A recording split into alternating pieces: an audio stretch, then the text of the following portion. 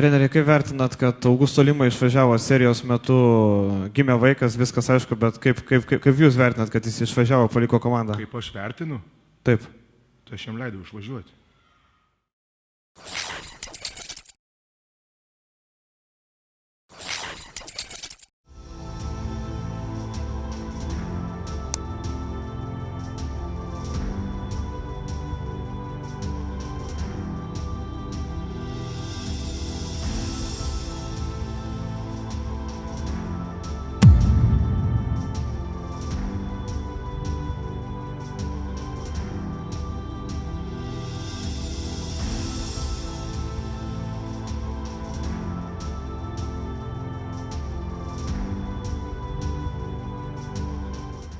Treneri, kaip vertinat, kad Augusto Lima išvažiavo serijos metu, gimė vaikas, viskas aišku, bet kaip jūs vertinat, kad jis išvažiavo, paliko komandą? Kaip aš vertinu?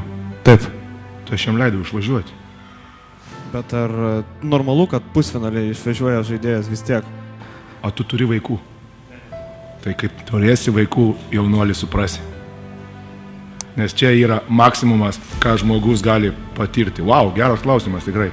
Tu galvoji, krepšinis yra svarbiausia gyvenime? Pusfinalis? O kam jisai yra svarbus? Kuriai? Tu matei kiek žiūrovų? Svarbu?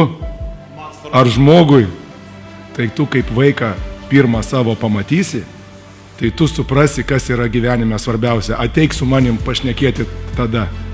Nes nieko negali būti didingesnio pasaulyje kaip vaiko gimimas. Patikėk manim. Nei titulai, nei niekas. Augusto Lima yra dabar padangėse ant emocijų. Aš labai džiaugiuosi.